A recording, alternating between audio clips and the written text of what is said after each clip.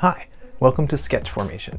In this series, we're going to talk to engineers about how they build and run infrastructure and applications. In this episode, I talked to Vinh, who runs a service called Hanami, which is an email forwarding service, which is really interesting to see how to build this sort of infrastructure and what it takes to maintain email forwarding for people. Let's jump right in and see how he describes the app.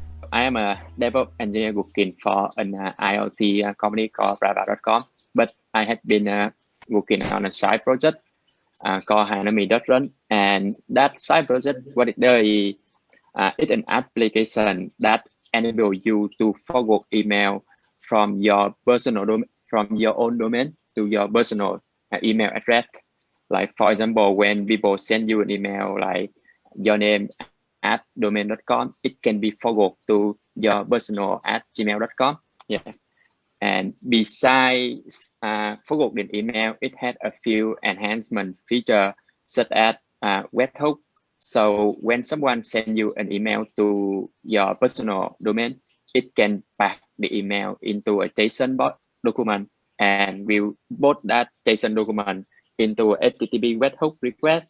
So things like a subject of the email and the body of the email and all the attachment and all the embedded file and the header of the email will all turn to a very nice JSON document and both to your HTTP request. So you can process the email in an HTTP request because like process incoming email is harder than process an incoming HTTP request.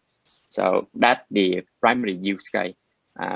Forwarding email and firing a webhook when receiving an email.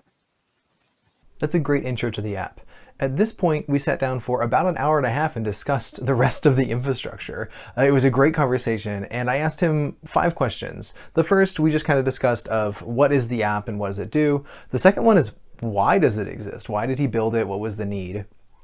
The third is, how does a customer actually interact with the application? What does it require for them to sign up or use the service?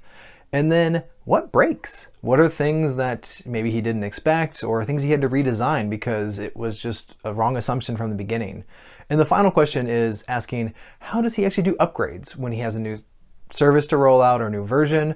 What does it take for him to upgrade the service?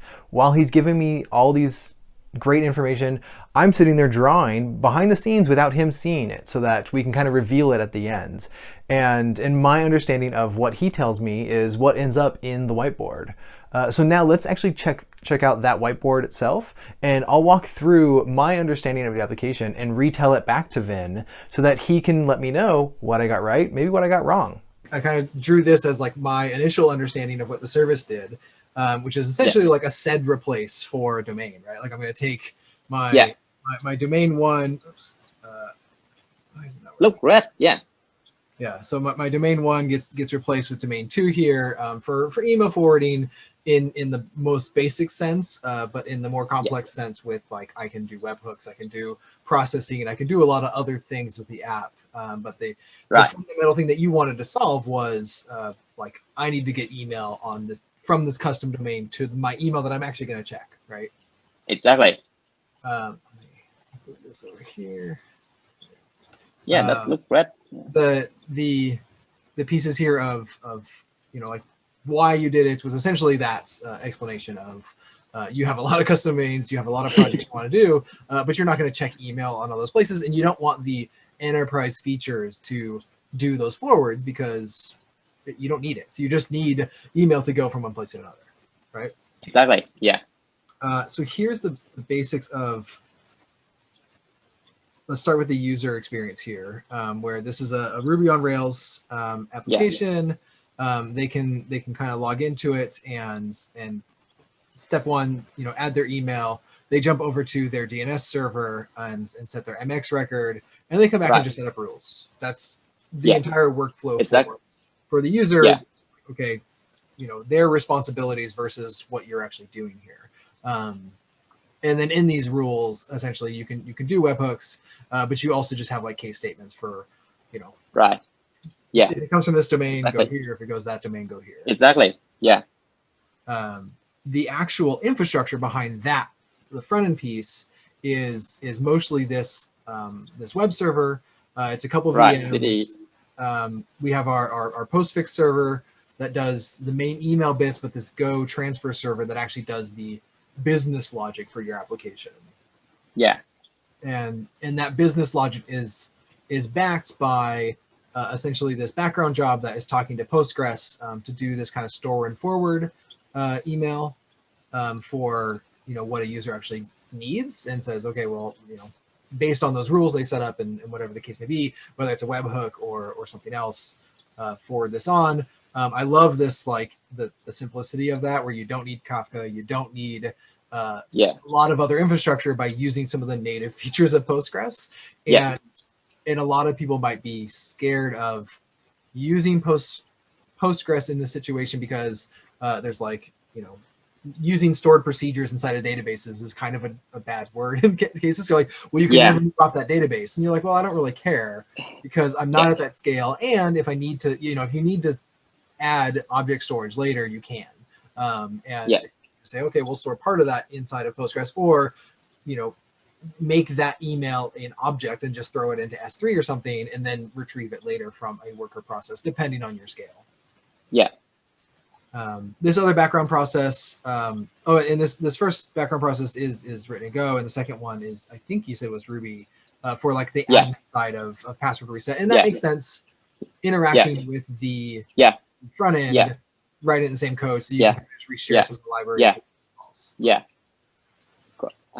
Can I pause you here a little bit? I think one thing cool about it, Go background is when people change things in the Ruby on Rails app, like when they add a new domain, when they add a new role. The reason I use Postgres for everything, because now the Postgres can notify the Go process that it had a new change in the domain, it had a new change in the forwarding role. So the Go process just get that change and update internally routing role.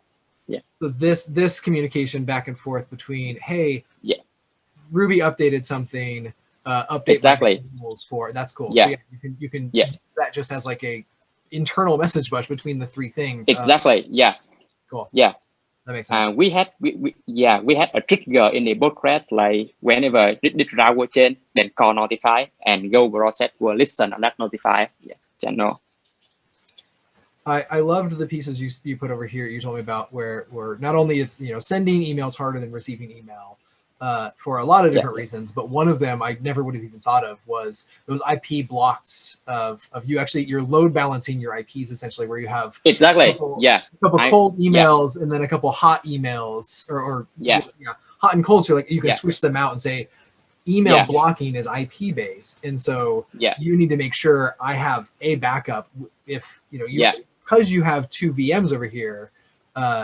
You can receive them just fine. You're not the one that's actually filtering out and saying, I'm going to block someone. You do some spam filtering, but you're really worried about when you send that, is someone else going to receive it? That's really cool. I never would have even thought of that. It's like a concern inside of that infrastructure. So the other piece down here that was such an interesting story about sending emails without a two fields. Basically, they don't have a two field and had the. I was so surprised when I found that. Right, like my initial thought was like this is gonna go directly to a black hole and not go anywhere, right? And it's like, but they can, because as you mentioned, they're just sending that envelope, and that two piece can be external from the envelope. It's external from the envelope. When they connect on about 25. How much of this, like, you didn't know any of this before starting this project, right? I mean, this was all stuff you learned on the fly of like, well, how is this different, and what is the actual spec for sending this email? I learned so much when I doing this stuff. I don't even know why do I need the KIM, and finally I learned about the KIM and that process and DMIC, like this DKIM thing. It makes so much sense that email has gotten so complex that people outsource it, right? Like the amount of people running their own email servers is dwindling fast. The last piece here to kind of just from my understanding is how you're doing these upgrades. Essentially, you have 5 VMs in total, 2 of the MX servers and 2 running web service loads, 1 with the Kubernetes API. For the TCP base, I love that you broke that down into different like failure domains of hey, I don't want to just like blow away everything and like version 2 of the app is out, but you can say, hey, for the MX stuff, for the TCP layer things, let's go ahead and deploy those separates. And that is essentially just a bash script that's writes configs and restart services. Yeah. Super simple and don't even worry about everything else, and keeps some of that expertise of, you know, a system level things. You don't even need to containerize this, right? Like Postgres isn't containerized. It's just like, no, it's files on a disk and it runs a service that lasts for a decade if you never restart it. It's just so dead simple. And then the second piece is that layer 7 of the actual, like, where's the web service running, fronted by Cloudflare with TLS, but the actual application is, and I'm assuming this is where the webhooks exist as well. Exactly. Yeah. Containers that are orchestrated across essentially 2 VMs with K3s.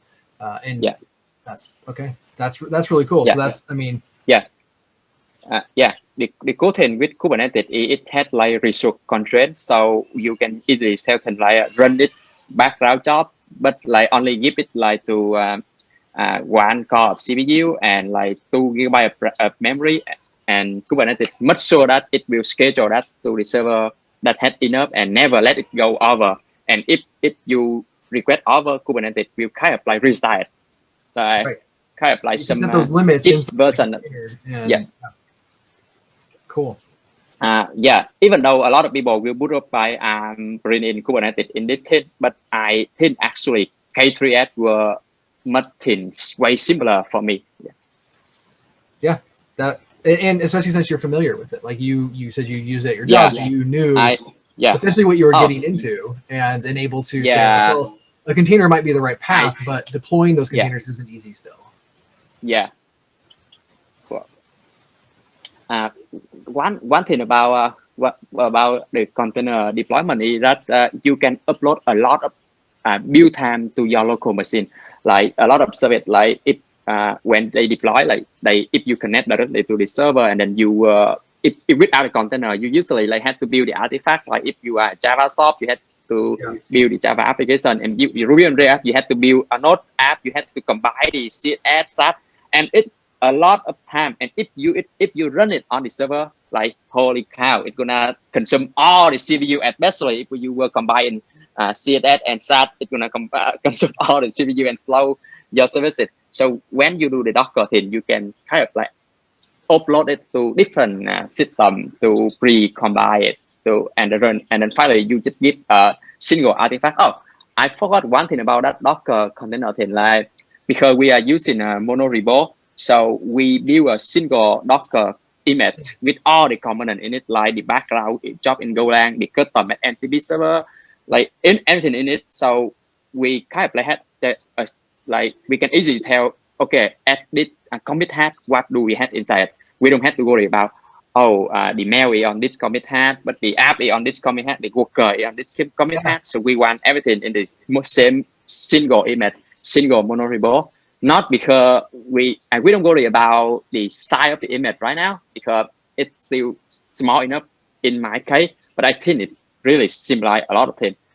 Now, you're never debugging, that version of the code needs a different thing. It's one version of the code all the time. With different entry points.